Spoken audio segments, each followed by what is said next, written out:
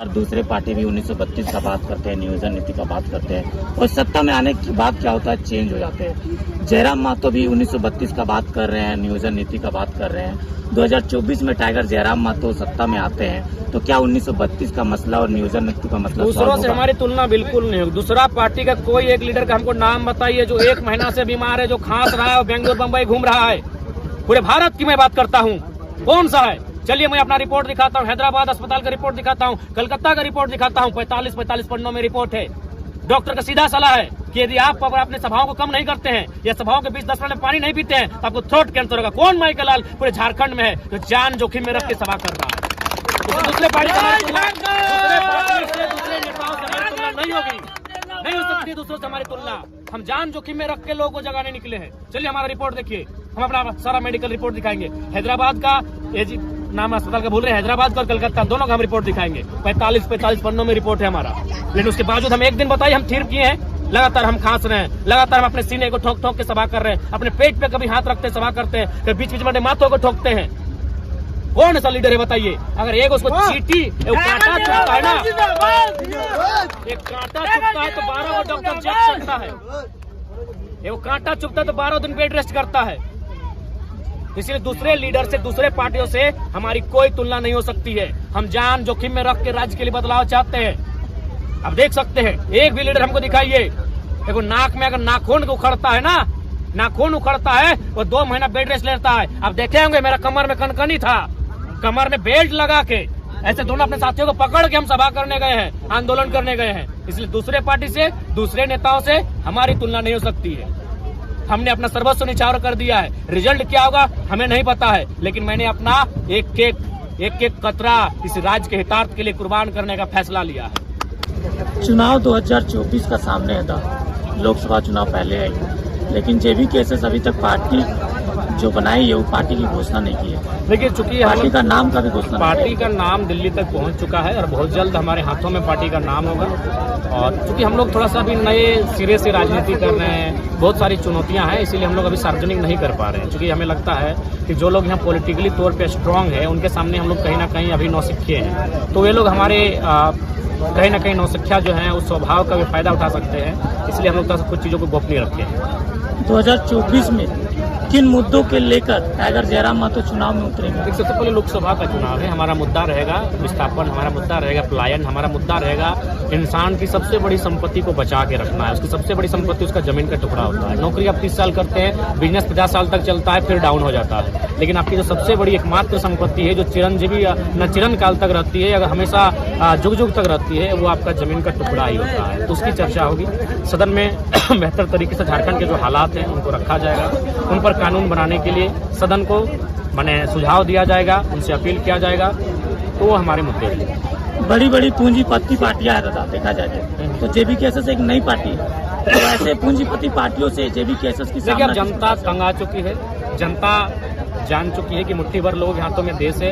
अतः कुछ ऐसे युवाओं को, ऐसे विचारधाराओं को सदन में जगह देना होगा जो उनके हक अधिकार की बात कर सके, जो भगत सिंह के, गांधी के सपनों की बात को रख सके, उनको उनके आंख से पर्दों को हटा सके। दूसरे पार्टी और जेबी केसेस में क्या अंतर है? देखिए दूसरे पार्टियां कहीं ना कहीं कॉर्पोरेट्स के अधीन है और जेबी केसेस कहीं ना कहीं डाउन टू अर्थ है। वो एक नई विचारधारा के साथ चलेगी और उस विचारधारा में सिद्धांत से हम लोग पीछे नहीं हटेंगे, चाहे जान जाए। आप एक कड़वा सवाल है था, बिल्कुल कड़वा। आपके खिलाफ कोई भी रिपोर्टर हो या कोई भी मीडिया वाला या यूट्यूबर हो, अगर वीडियो बनाता है तो आपके समर्थन जो है उसके खिलाफ कमेंट्स में बहुत गंदा सबसे पहले मैं अपने समर्थकों को कहूंगा कि ऐसा कमेंट ना करें, ना मैं मीडिया वालों से भी कहूंगा। देखिए सबको अभी हाल फिलहाल एक लड़का गया था, एक मीडिया वाले गए थे किसी सांसद प्रतिनिधि उनसे सवाल करने। आपने शायद 18 या 20 मिनट का वीडियो लिया। अगर 18-20 मिनट कोई डायरेक्ट सिर्फ जयराम मातो को ही गाली देगा तो हमारे समर्थक सवाल करेंगे, क्योंकि वो सांसद प्रतिनिधि है। उससे सवाल होना चाहिए था कि आपने प्रतिनिधि बनकर कौन कौन योजनाओं को गाँव लेकर आया, आप 2024 में क्या करेंगे। उन पर सवाल क्यों नहीं होगा जब जिससे वीडियो लेने गए। हाँ, अगर कोई पब्लिक है, अगर वो हमको 1.5 घंटा भी गाली देता है तो हम कुछ नहीं बोलेंगे, हम बोलेंगे ये पत्रकारिता हुई है। लेकिन अगर आप प्री प्लानिंग वीडियो बनाएंगे तो भाई उसमें कहीं ना कहीं ये पत्रकारिता का स्तर नहीं है, आप भी जानते हैं। अभी रामगढ़ का एक वीडियो देख रहे, सुन रहे हैं, पता ही वो प्रत्याशी रहा है, तो उसको पूछिए कि वो क्या करने वाला था, वो काहे पीछे हट गया, काहे इतना, क्या उसका स्ट्रेटजी, क्या उसकी तैयारी है, 2024 में वो क्या करेगा, किस पार्टी के साथ जाएगा, क्योंकि चुनाव लड़ा है। तो आप उस पर सवाल नहीं कर रहे, जिसका वीडियो ले रहे हैं उससे कोई सवाल ही नहीं हो रहा है, सवाल जयराम महतो से हो रहा है। तो ये कहीं ना कहीं पत्रकारिता का स्तर नहीं है। आप 5 मिनट हमारे बारे में गाली, उससे जितना गाली उसको देना है आप 5 मिनट हमारे बारे में दे, लेकिन 15 मिनट उससे पूछिए कि आप क्या करने वाले हैं, आपने क्या किया अभी तक, आप सांसद प्रतिनिधि हैं, आप ये पोस्ट में हैं, आपने क्या किया, ये तो सवाल ही नहीं होता है। तो प्री प्लानिंग वीडियो हो रहा है, इसीलिए मेरे ख्याल से ऐसा हो रहा है। तो फिर भी उसके बावजूद हम अपने समर्थकों से कहेंगे कि मीडिया स्वतंत्र है, मीडिया स्वतंत्र काम करे, हम लोग आपके साथ हैं। आपके अनुसार क्या लगता है कि झारखंड में कुछ बदलाव हुआ है कि पहले जैसा? बिल्कुल हुआ है। अगर हम कहेंगे बदलाव नहीं हुआ है तो ये कहीं ना कहीं झूठ होगा, ये मिथ्या होगा।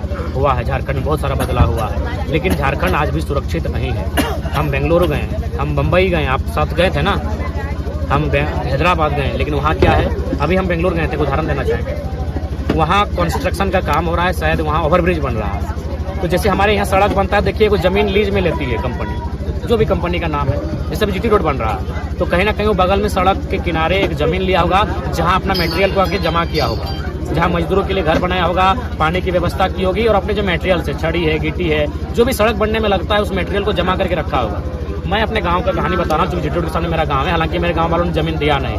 हमको लग रहा है कि 4000 रुपया डिसमिल था या एकड़ था, हम कंफर्म नहीं हो पा रहे हैं।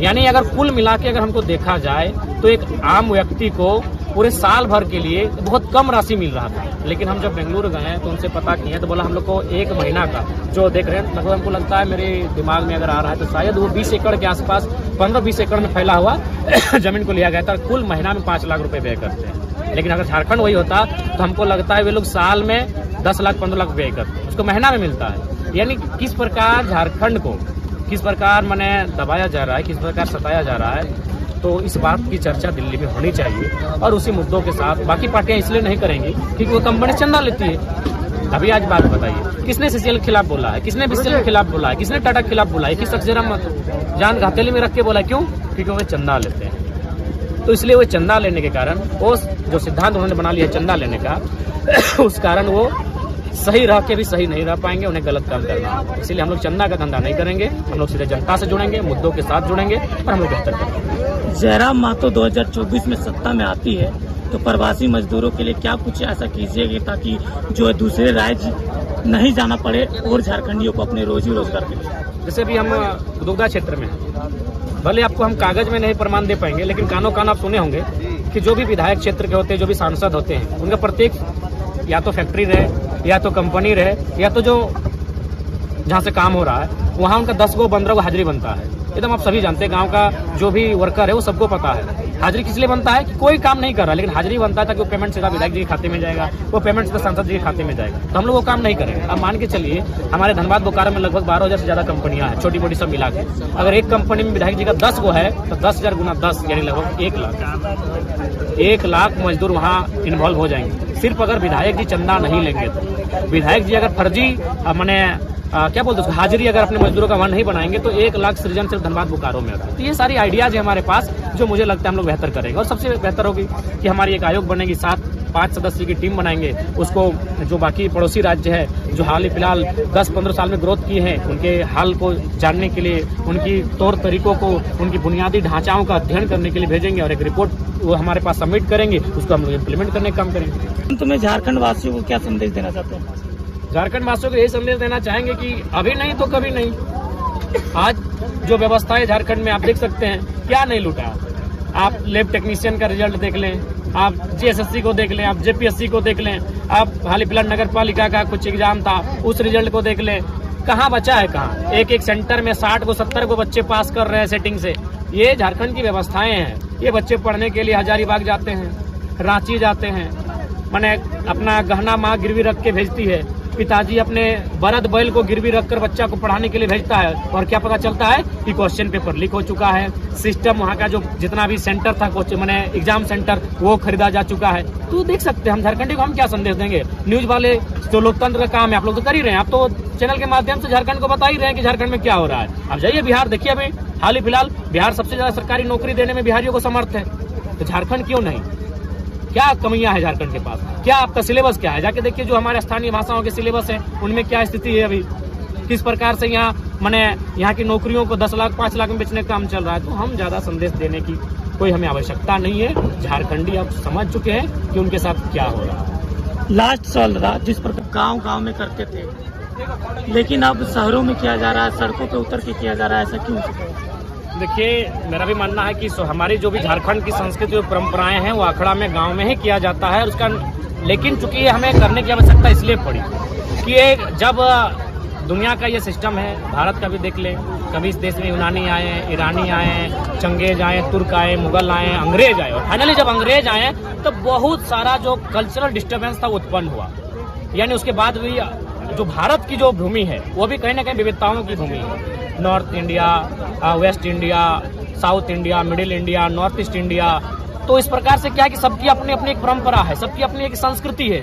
लेकिन जब बीते साल की अगर हम बात करें, चूंकि हमारे यहाँ उद्योग की स्थापना हुई, हमारे यहाँ भारी संख्या में माइंस मिला, माइंस का काम हुआ, तो उससे क्या है कि बाहर के लोग हमारे पास आके रहने लगे, बसने लगे, और उन्होंने क्या किया, हमारे साथ हमारी संस्कृति को मिक्सअप किया। मिक्सअप ही नहीं बल्कि हमारी संस्कृति को डाउन करके अपनी संस्कृति को हम पर थोप दिया कि आपको ये झारखंड के लोग हैं, आप लोग कमजोर तबके के लोग हैं, अब आपको हमारी संस्कृति को मानना होगा। बकायदा हमारे लोगों ने भी उनकी परंपरा, उनके धरोहर को अपने गांव, अपने घर तक लेके गए। लेकिन आज बीते 2 सालों में अब चूंकि मानते हैं कल्चरल को थोड़ा सा मॉडर्निटी के साथ प्रेजेंट करना चाहिए, तो अपने ये लोगों को, चूंकि उनके माइंड में अब सेट हो चुका था कि जो बाजार में दिखता है, जो शहर में होता है, चूंकि उनको न्यूज में स्थान मिलता है, तो कुल मिलाकर हमारी जो संस्कृति आती है वो पतन की ओर जा रही थी। तो इसलिए एक नया प्रयोग हुआ है। बाकी मूल जो पर्व है वो गांव में ही मनाया जाता है, लेकिन जो अभी डहर में हम लोग आके कर रहे हैं वो केवल एक संदेश है कि हमारी संस्कृति भी भव्य है, और हमारी जो परंपराएं हैं, हमारे जो त्योहार है, वे भी वैज्ञानिक पद्धति के साथ संस्कृति जो अर्थ रखते हैं उनके बहुत अद्भुत मायने हैं। तो ये एक संदेश है। सोहराय जो है, बहुत सारे बच्चे जो है सोहराय के नियम के बारे में नहीं जानते हैं। सोहराय किस लिए किया जाता है? मेरा मानना है कि सोहराय का सीधा मानना का तात्पर्य, चूंकि हम लोग कृषि कौम से हैं, और ये जो कार्तिक का महीना है, इस महीने को जो हम लोग मानते हैं कि फसल अब तैयार हो जाता है, तो फसल तैयार होने में अब फिर हमें किसकी आवश्यकता पड़ेगी? हमारे पशुओं की आवश्यकता पड़ेगी। तो जिनके जो हमारे खेती जीवन में, खेती का जो मौसम का चक्र होता है, उसमें जो लोग हमारा सहयोग करते हैं, उसमें मवेशी को, गाय की बात करें, बैलों की बात करें, कि कहीं ना कहीं हमारे खेती हर जीवन में उनका योगदान रहता है। अतः उनको हम आभार जनाते हैं और उनको धन्यवाद देते हैं, और वही खेत की बाली को लाकर उनको चुमाते हैं कि आपके द्वारा और आपके सहयोग से ही हमारा खेती संपन्न हुआ, और हमारा खेती संपन्न हुआ, इसी से हमारा गृहस्थी चलेगा, इसी से हमारे बच्चे भोजन करेंगे और अपना जीवन का यापन करेंगे। या तो उनको आभार दिया जाता है।